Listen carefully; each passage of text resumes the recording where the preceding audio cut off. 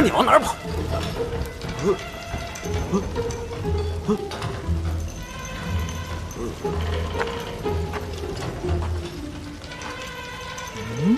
嗨！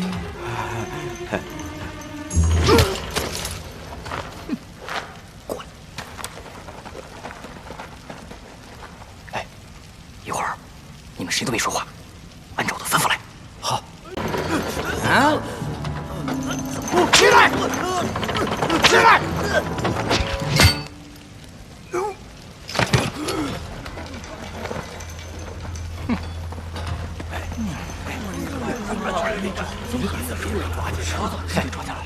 俺老孙此番前来，是为了带你们神不知鬼不觉的离开这个鬼地方。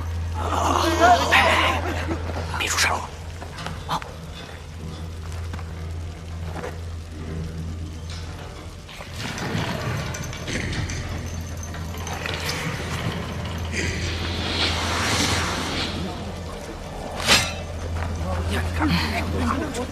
不有事吧？这怎么着啊？这是谁？还愣着干什么？赶紧敲！敲！这安不安全？要不你先做个示范？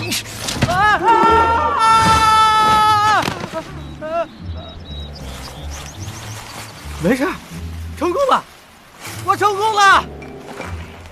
大家伙快下来吧，没事了。快！哎呦，快点！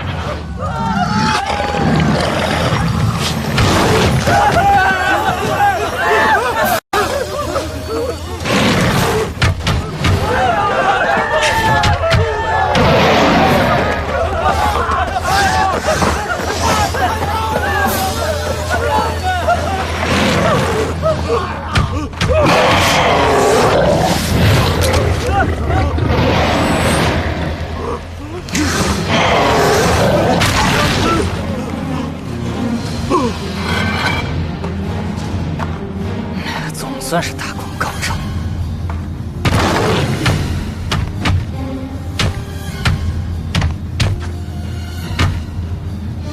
别着急，他们不陪你玩，俺老孙陪你玩。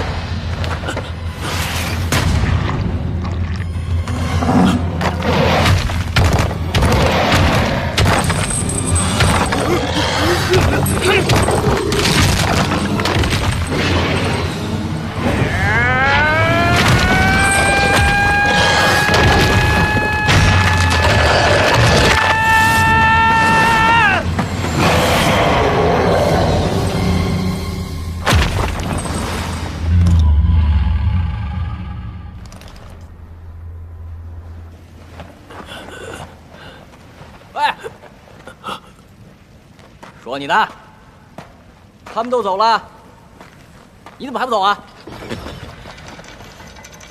我不能走，我得留在这儿。留在这儿？哎，你不会是刚刚被吓傻了吧？去！哎，乖，走！大爷，你别管我，我走不了。我才懒得管你呢！走！哎呀！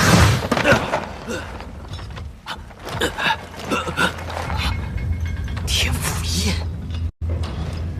说，你到底谁？我都已经跟你说了，我不能出去。你这猴子是要害死我吗？天府印又如何？既然结界出不去，那咱就从南天门走。走！你不，哎呦，我要回去。大仙，你明知道是天府印，你救得了我一时，救不了我一世啊！俺老孙受人之托，是要将所有被铁明星君奴役之人全部带走，一个也不能少。给我走！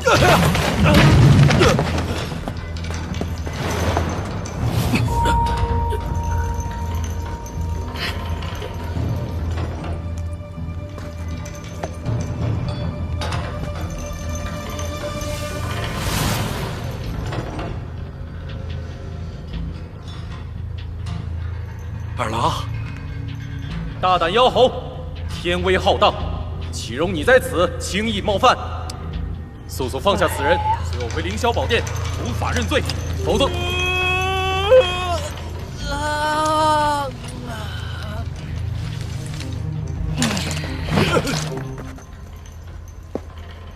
说来说去，还是那几句台词，听都听烦。不就是打个架吗？哪有那么多废话？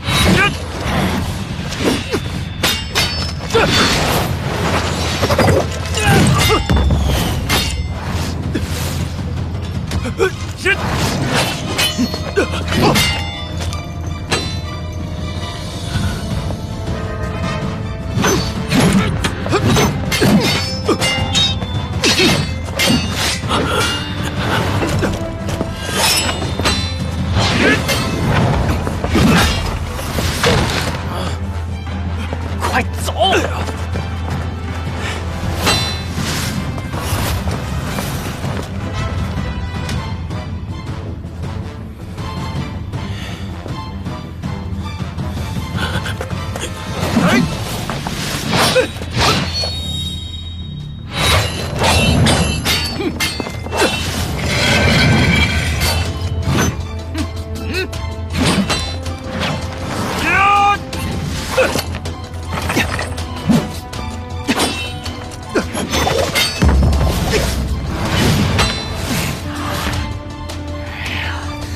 真是难缠。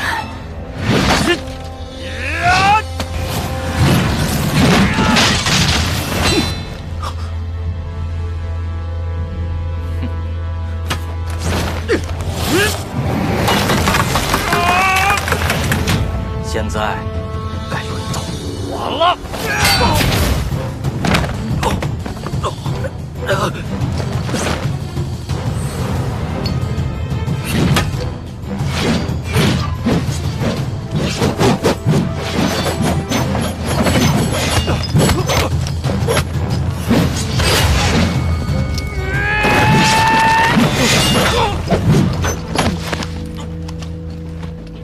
二郎，你这妖猴，我给你骗了啊！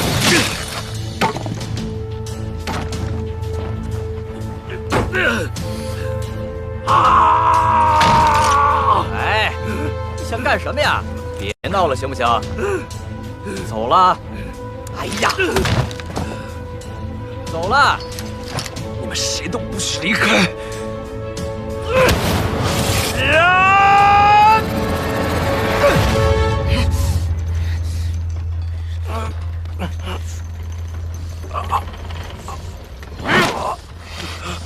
想死，老孙就成全你。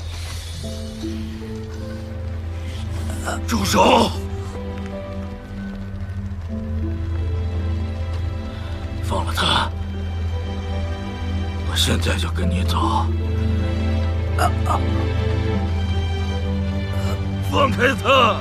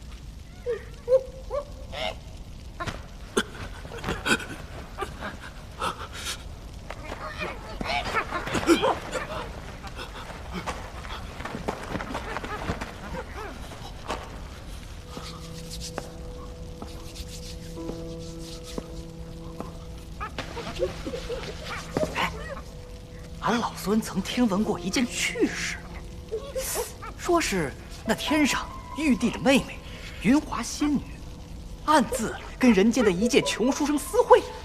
哎，你说这私会倒也罢了，她居然还诞下一子。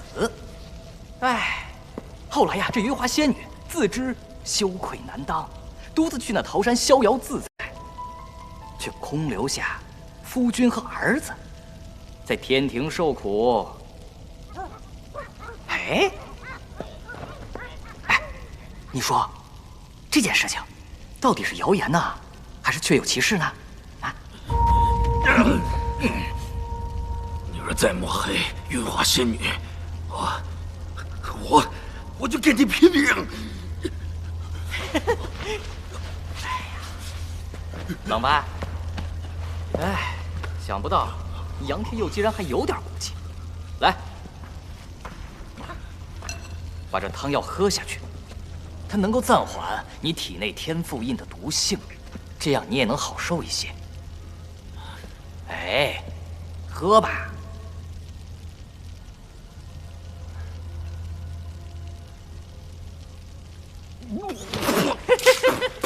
这什么鬼东西啊！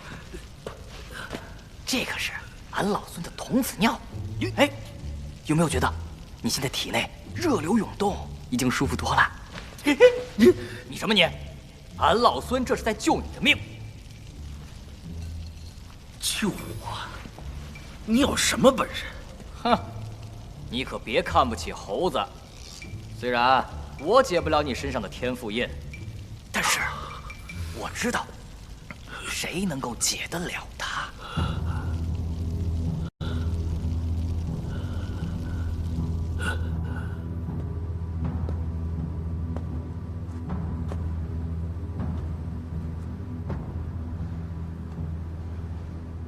没用的东西！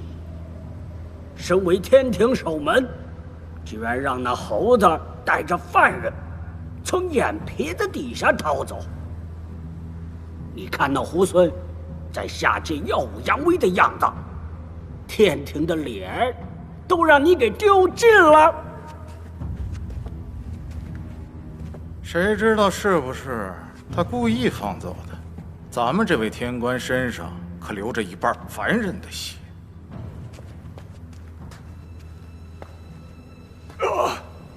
禀行君，老朽愿带天兵去往那花果山，与那破猴一战，扬我天威，望行君恩准呐！哎，大哥，是不是得肺痨了？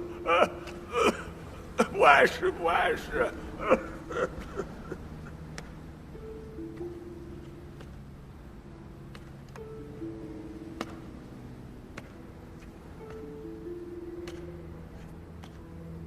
杨戬，你来天庭多久了？已有500余年。已经那么久了，居然连把像样的兵器都没有，是本座怠慢了你。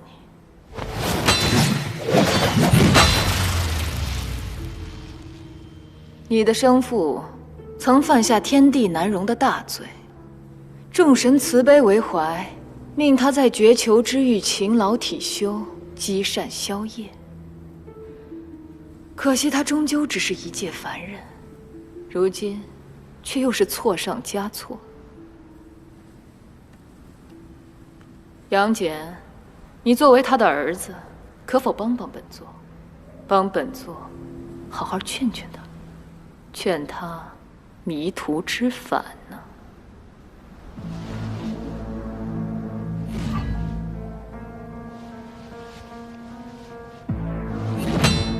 若那妖猴此番还想阻拦，如今的你，凭着手中的3尖2刃刀，已可与他一战。属下定不负星君所托。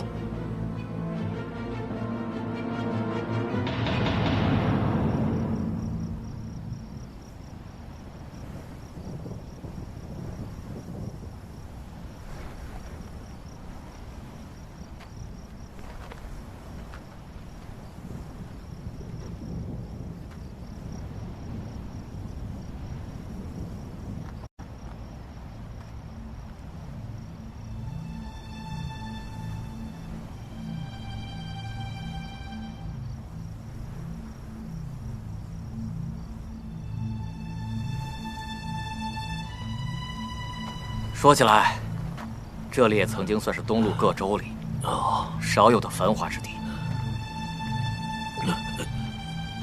你相信凡人可以夺造化之能，进而修仙长生吗？但是他们相信，要不是因为有琉璃阁下，恐怕这些人至今都还被蒙在鼓里。琉璃，琉璃是谁啊？他本为铁面星君的人格所在，与之互为一体。由于不满自己神格的所作所为，故而在那场诸神之战化身为琉璃，与自己的神格兵戎相见。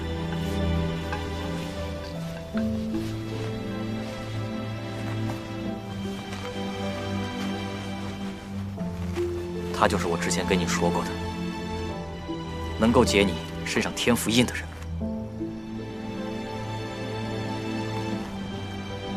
这些，都是在那场诸神大战中的幸存之人。100年以来，他们因为体内怨气积累，久聚不散，故而化作夜妖。后又在此等候100年，为的就是有朝一日，能够有人从铁面星君的手里把他们的亲人给救回来。我明白了。所以你不辞辛劳到天庭上去解救我们，就是这个原因吧？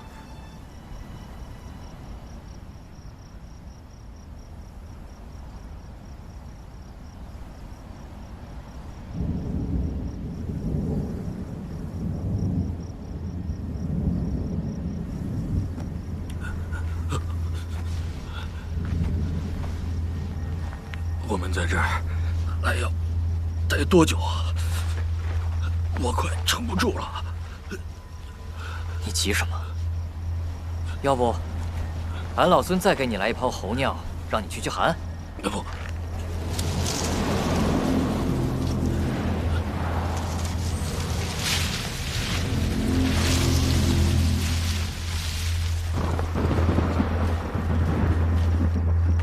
这里不会有鬼吧？他们来了。他们是谁啊？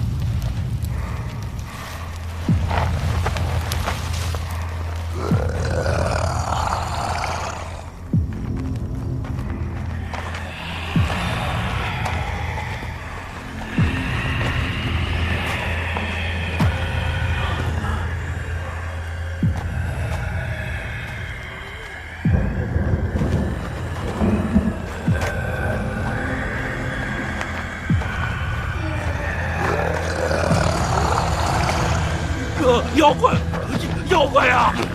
都是妖怪，妖怪，妖怪！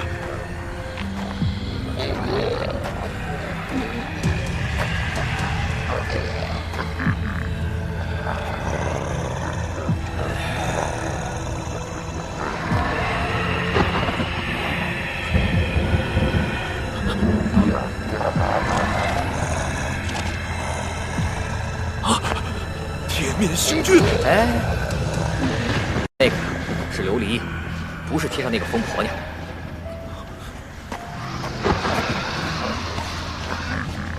琉璃姐姐，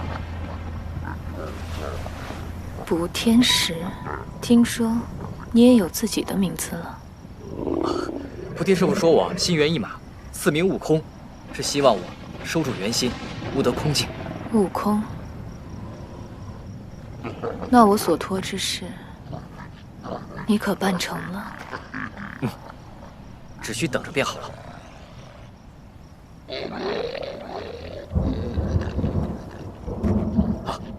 此人与青崖村同命相连，如今却命在旦夕，还望琉璃姐姐能够出手相助。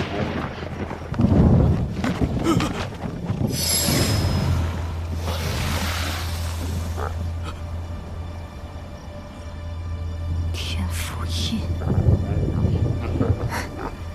他永远是这样，妄图掌控所有人。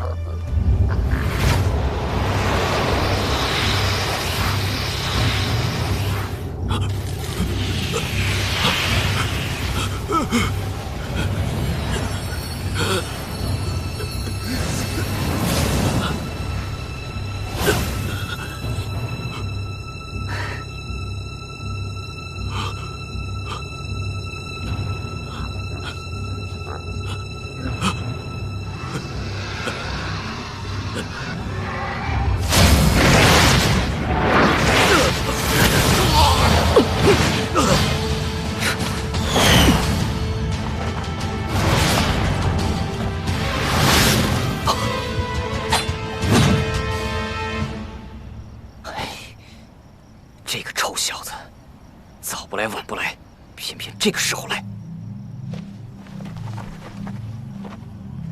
二郎，你看，解开了，我的天赋印终于解开了。胡闹！我还以为是谁回来了，没成想，竟是一个小小的天兵。此人是为了他的父亲而来，对青崖并无恶意，阁下不必与他一般计较。你且看看他的样子，像是要放过我们吗？多年之前，你率青崖众生对抗天庭，星君念及旧情，放你一条生路。可你已经不知悔改，怎样？沦为夜妖。我说的没错吧？今天我正好要捉拿妖猴，顺便把你一网打尽。住手！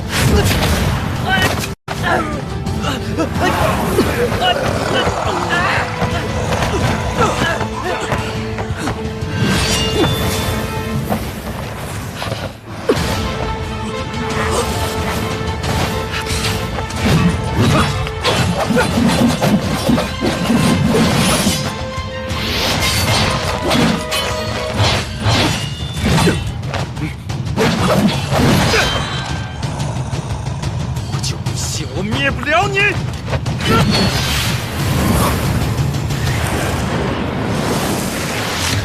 这3尖2刃刀可伤不了我。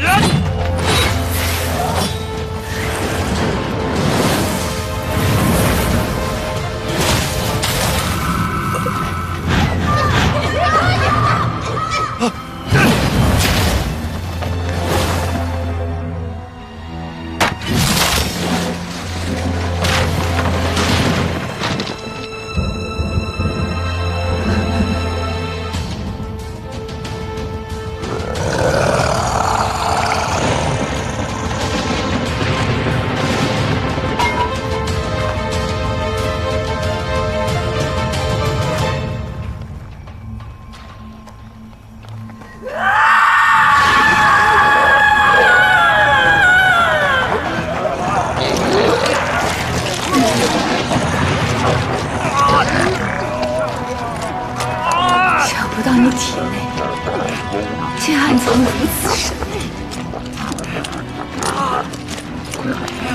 原来连你自己也不知道。妖焰火中，我是妖，那你又是什么？想想你为天庭出生入死，他们又是如何待你？你的母亲，她把你生下，却又像野草一样把你丢掉。你愿被压在桃山之下，也不愿意见你父子2人一面。你胡说！你父亲被困绝穷之域，生不如死，他让你成为大家口中的异类，每天饱受屈辱和践踏，让你们父子2人成为天地之间的耻辱，众生口中唾弃的蛆虫。难道这些你都忘了吗？二郎，你别听他胡说，你母亲会保你一生平安。咱自愿被压在桃山之下的。没错，就是这股力量，你越是愤怒，就越是强大。其实，就让我来助你摆脱这场宿命。给我醒醒！他为你日日夜夜承受天劫之苦，是要让你再次自轻自贱，还是要让你好好活着？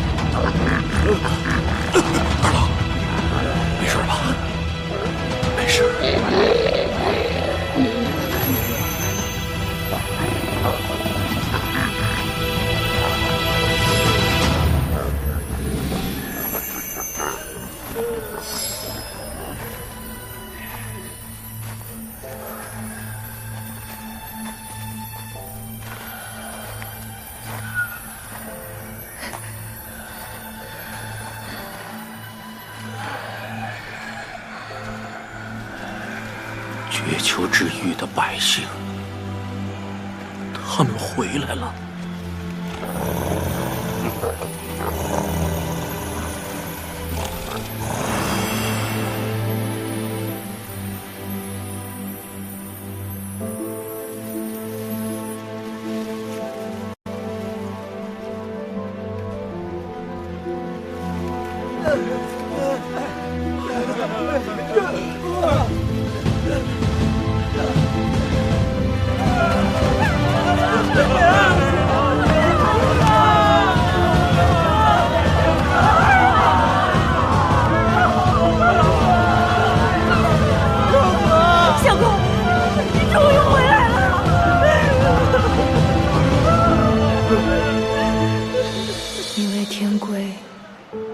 人性，我为自由摒弃身心。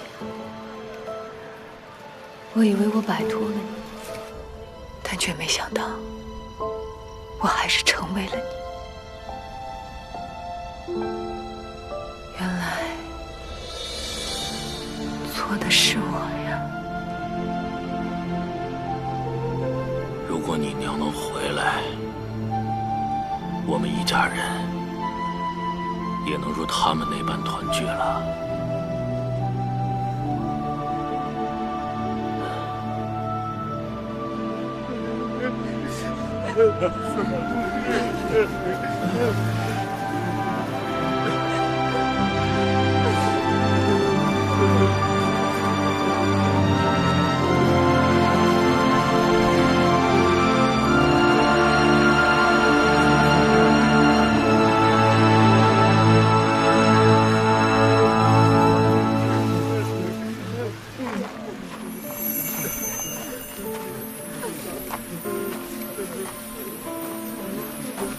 保住我！下辈子我还要缠着你。杨子，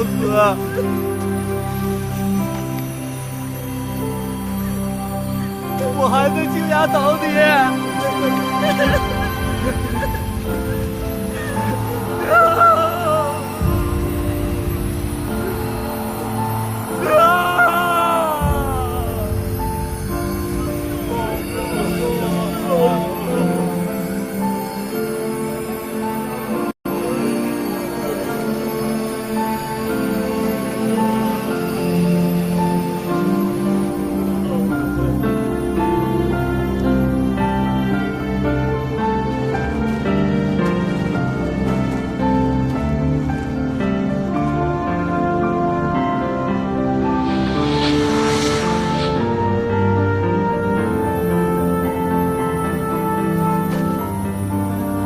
全路布满荆棘，答应我，无论如何也要走下去。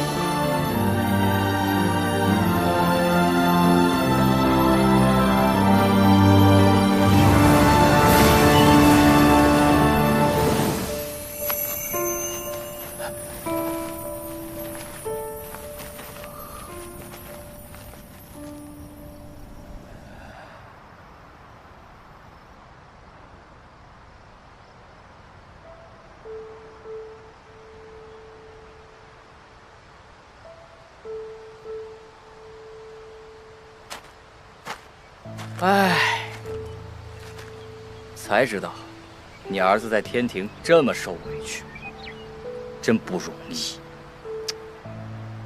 哎，不如你去劝劝他，让他跟随俺老孙去花果山。俺老孙，哎。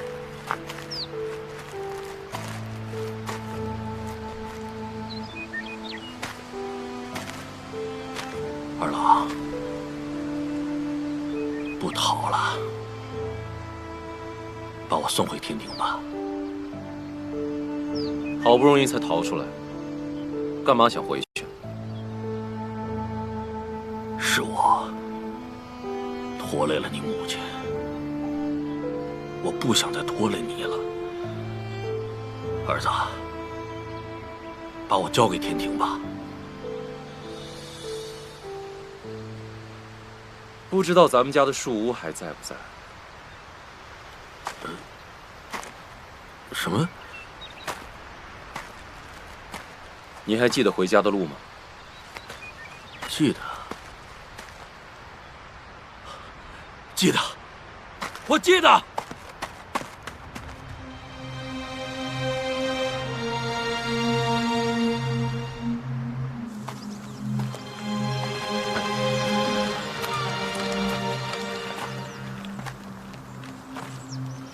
没想到有生之年还能回来。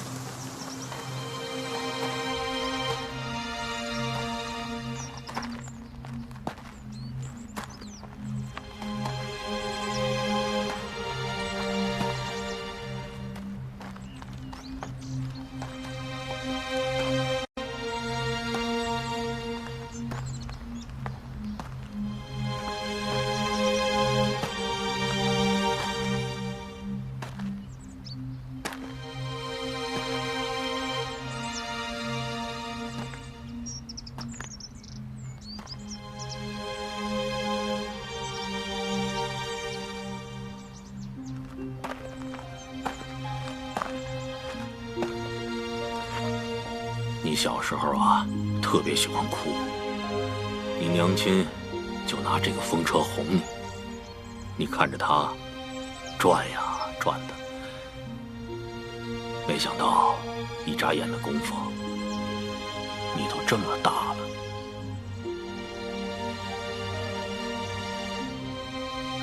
对，都这么多年过去了。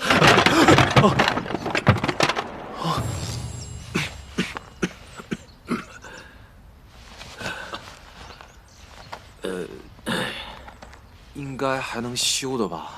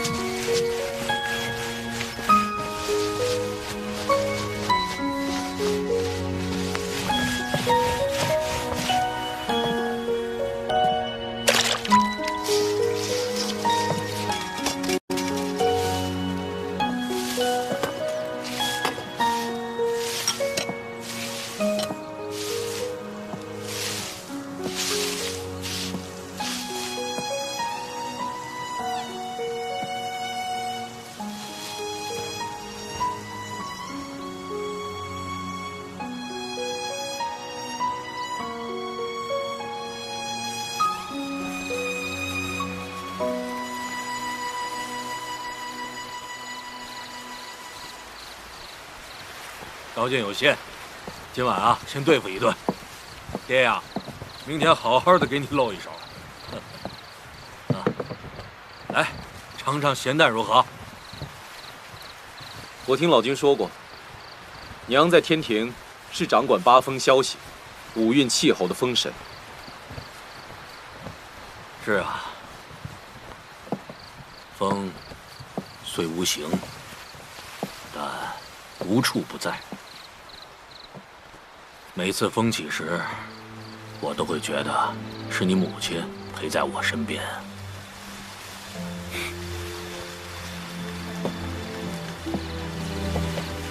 哼，我终于明白为什么娘会看上你了。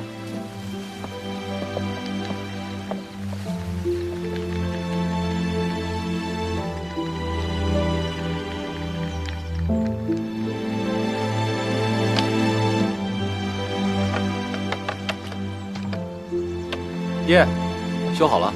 哎，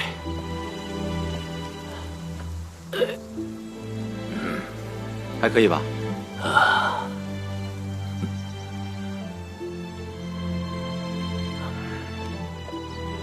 哪里不对劲儿吗？二郎，你都想好了，你可知咱们是逃不掉的。凡人就是凡人，哪怕在天庭活了这么多年，还是改不了低贱的气息。爹，啊，屋里的粥怕是快熬干了，进去帮我看看。好的，好的。大胆杨戬，蔑视天威，徇私枉法。星君慈悲，命你速速携此罪奴随我回太阴宫伏法认罪，否则。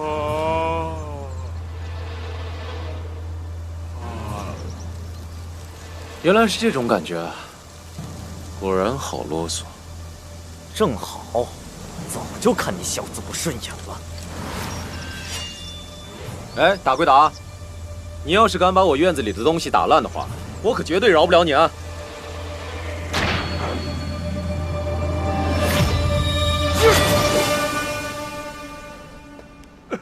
我好心好意劝说杨戬回来，谁知他执迷不悟，非要与那罪奴待在凡间，还说三位，还说，总之气焰嚣张，我当然不能让三位长辈受辱啊！他若不是仗着有神兵在手，凭他一个小小的天兵，怎伤得了我？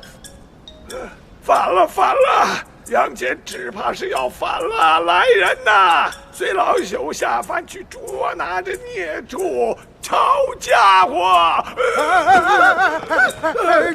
这君，来人呐，快送到一仙那儿去看看！这呀，真君啊！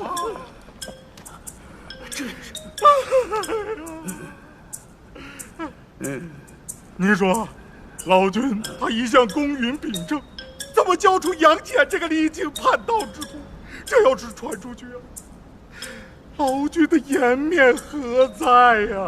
哎，老君和二郎本无师徒之名，是二郎不长进，这不怪老君。只是这铁面星君出关在即，他的脾性你我是知道的。此事若是让星君大人知道了，二郎恐是在劫难逃啊！二位声再大点儿，老夫耳背，听不出你们话里有话。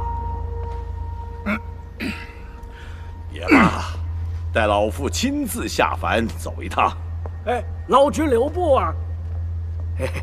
这杨戬是自家孩子，这前边路长着呢。这孙悟空可是个外人，而且他犯下了大忌。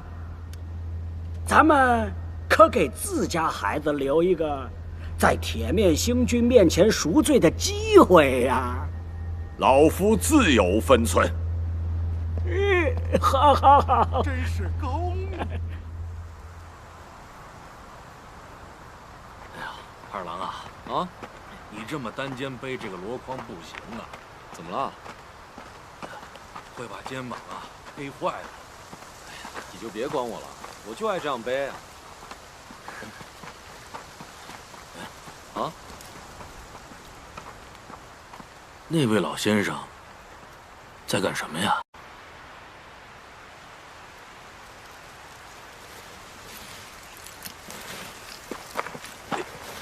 老人家，您在干什么呀？需不需要我们帮忙啊？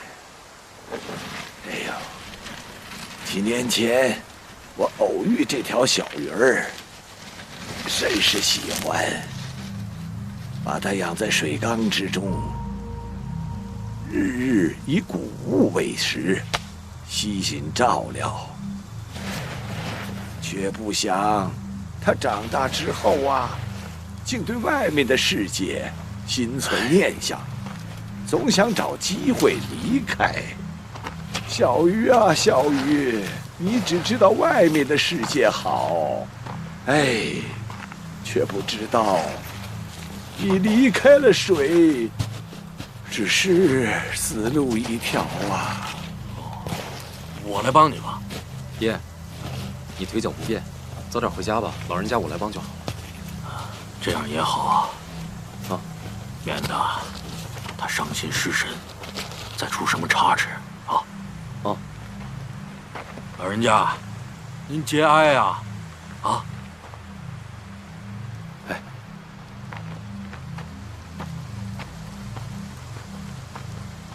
哎。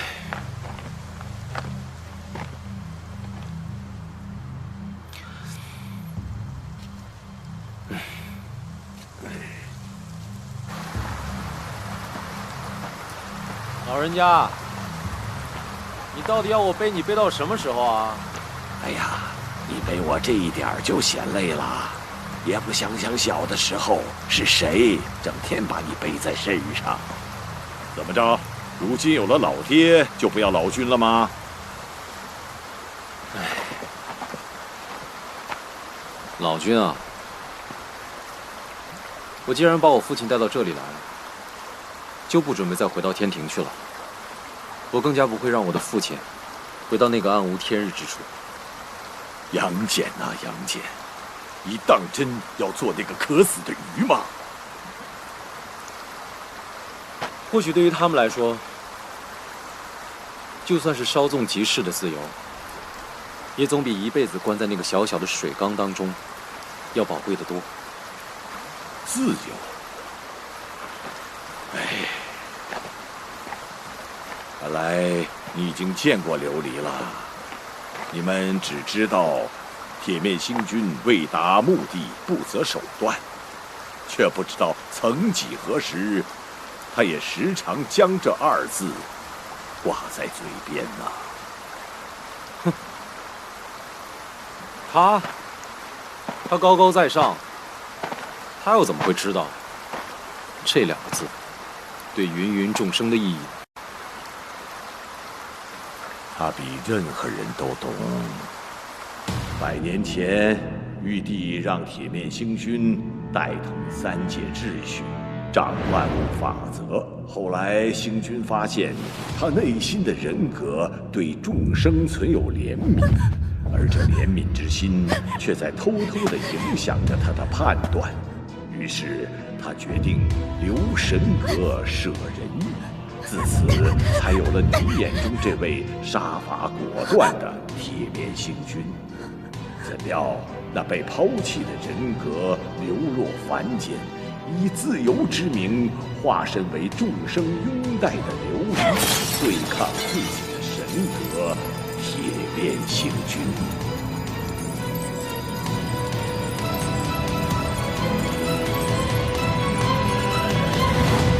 可以选择你的自由，但近日来孙悟空自称齐天大圣，闹得天庭数日不得安宁。这关我什么事啊？孙悟空带你父亲大闹绝球之域，如果没有个交代，他和你父亲都逃不掉。你了解铁面星君，他是不会放过你父亲为此善罢甘休的。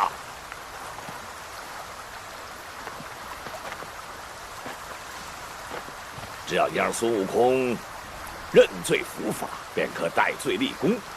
相信杨天佑一事，星君定会网开一面的。你说呢？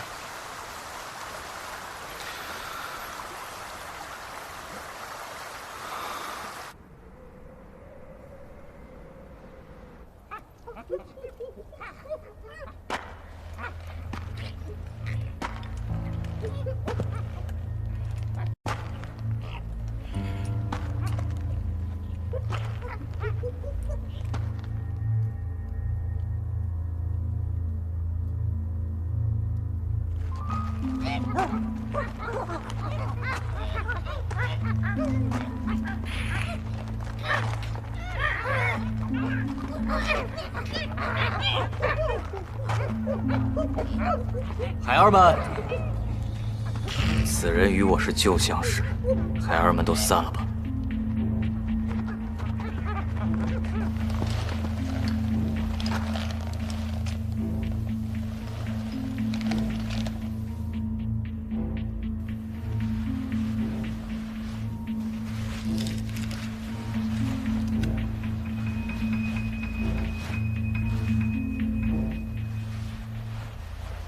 想俺老孙号称齐天，骄狂一世，从不曾把任何人放在眼里，却不曾想，如今也落到这步田地。杨戬，你今日前来，可也是和铁面星君一样来取俺老孙的性命。作为天兵，如果你执意反抗，我一定会不惜一切拿你性命的。只不过作为朋友的话，我只想劝你一句：你一路走来，虽然成全了你自己，但是你有没有想过他们？难道你真的想看到他们成为你骄傲与固执的牺牲品吗？别让花果山成为第二座青崖了。谁跟你是朋友？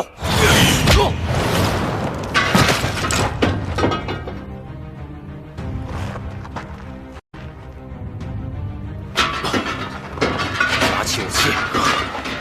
你们这些臭神仙，少在俺老孙面前装孙！你只是喊罢了，你在喊你自己。区区的花果山都保护不了，你给我闭嘴！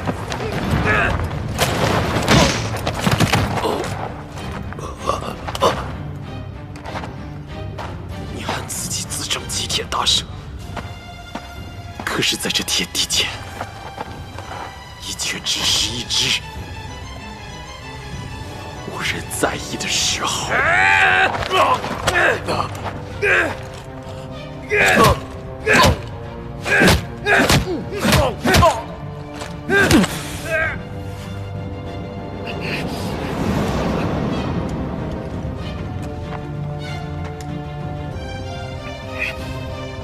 你连自己都不敢面对，怎么就保护他们呢？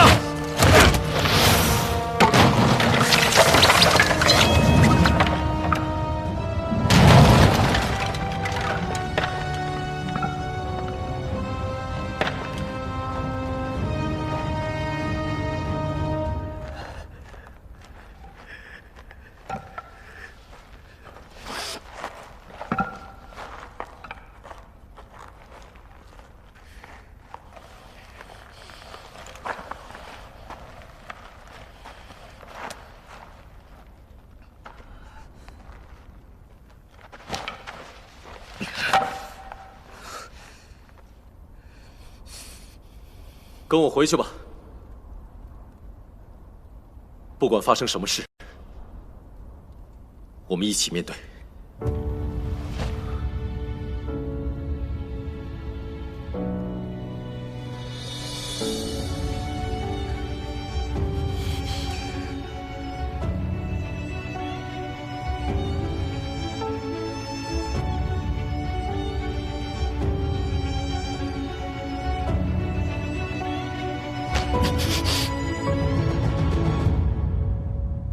杨戬，你奉星君法旨下凡，却因留恋凡间，误入歧途。好在你及时悔悟，将孙悟空带回天庭，也算是功过相抵。日后还望你好自为之啊！杨戬，谨遵老君教诲。起来吧。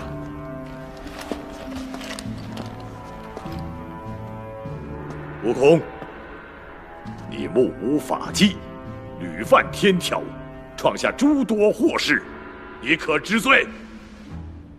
俺老孙既然来了，就能接受所有的处罚。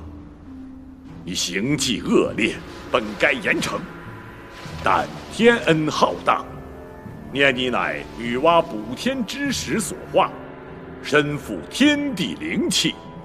只要你潜心养马500年，日日忏悔思过，便可将功补过。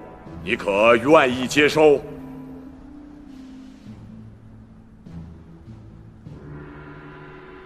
愿意。孙悟空，你还不下跪谢星君大恩？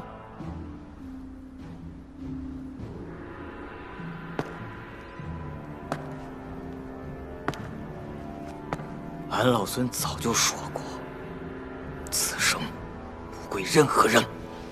你这泼猴！天兵天将何在？拿下！在。不必了。悟空，星君大度，不与你计较，还不快去御马监？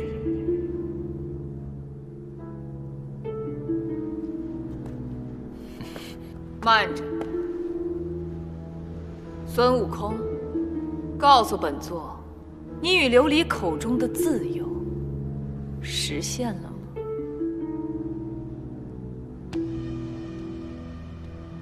带他上来。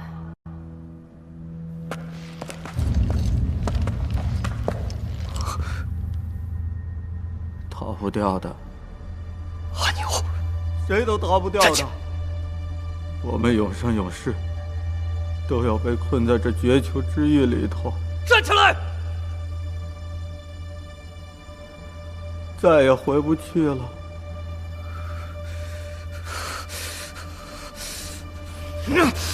我就知道，从一开始你就没打算放过我们。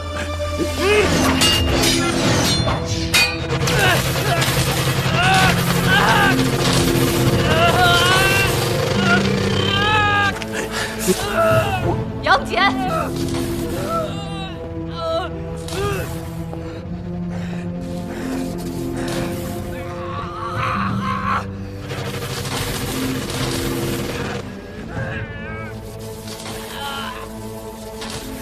杨戬，我知道，这些年来你一直被这非人非神的身份困扰着。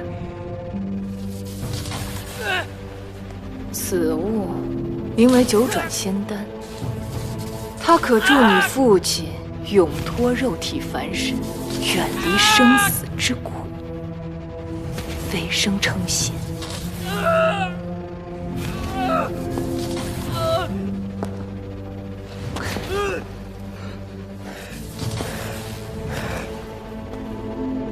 杀了他！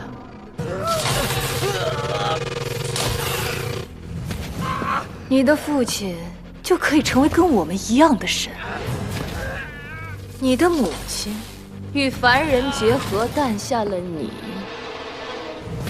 他那被众神所不齿的罪责，又将从何谈起呢？从今往后，在这九霄之上，将再没人看不起你们。杀了他！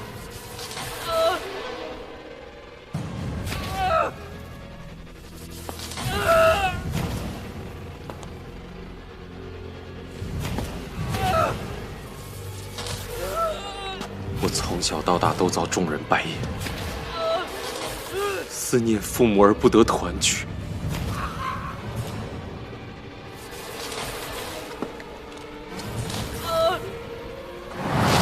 你的路算是走完了，可是我的路还要继续走下去。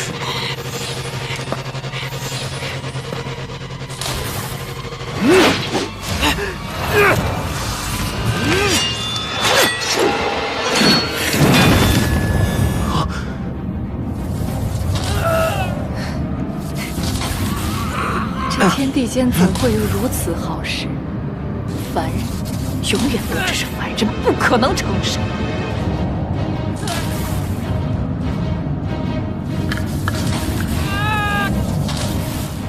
杨戬，看来你不傻了。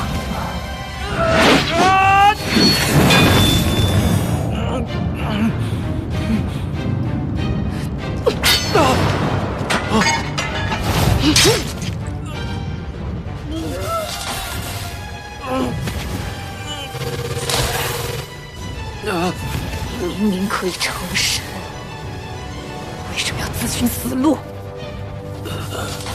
因为有些东西你能舍掉，可我舍不掉。老君，交给你了。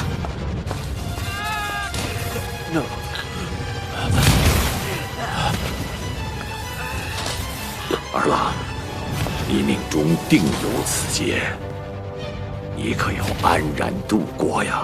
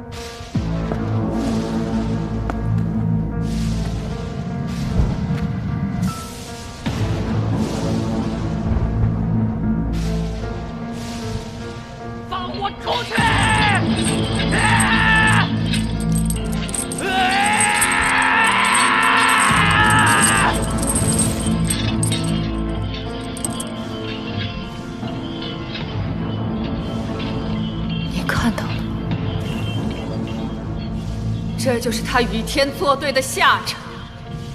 你教会他们自由，却将他们推入万劫不复的深渊。孙悟空如此，整个青崖村亦是如此。是你害了他们。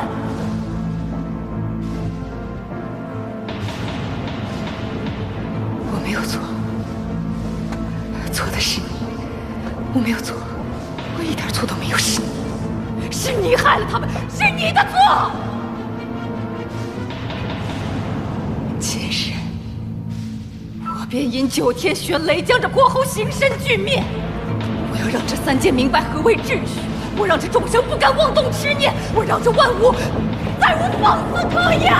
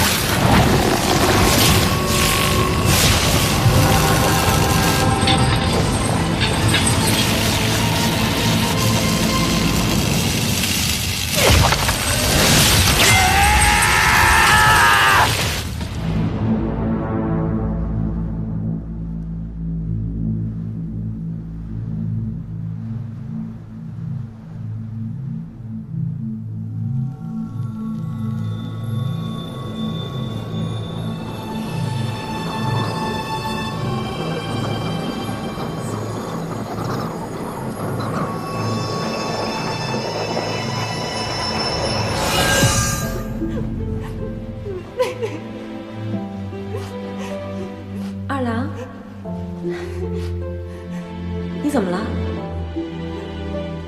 娘，为什么他们总欺负我？为什么每次错的都是我？来，二郎，娘和你一样，曾经他们还说娘错了。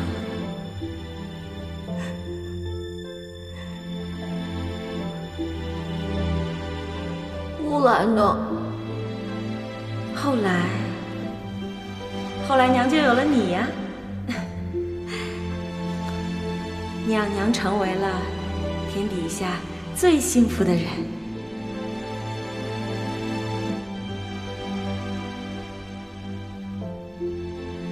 娘当年没有放弃，二郎，你也不要放弃。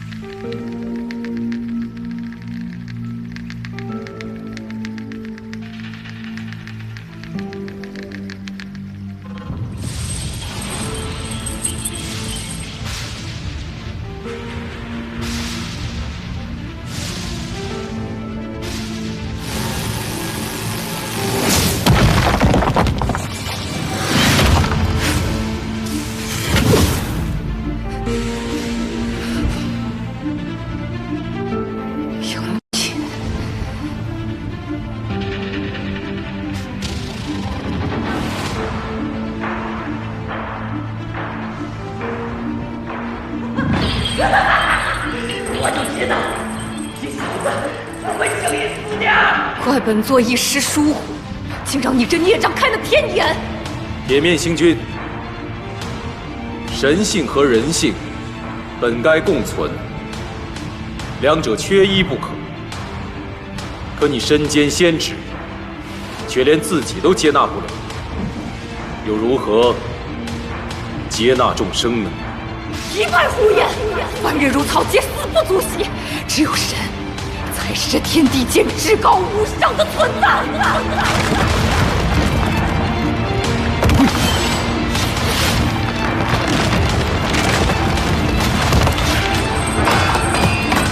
杨戬，看老夫拦住你一臂之力！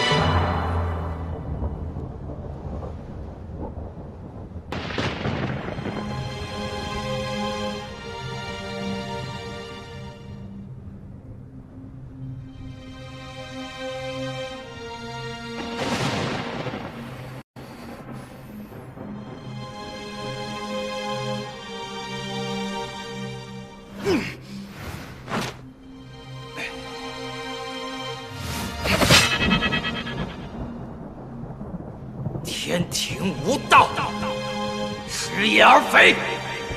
今日，俺老孙就要彻底毁了他，让郑生不再受那官职之苦。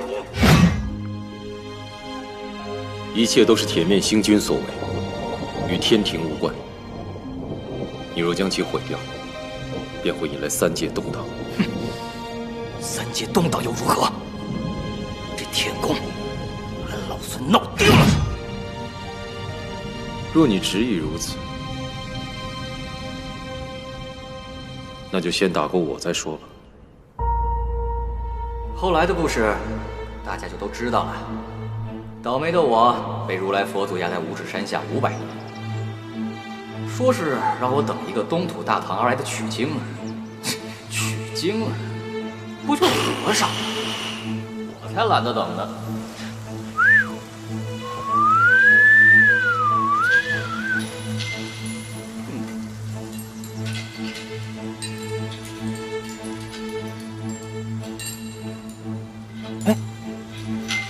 喂，是你吗？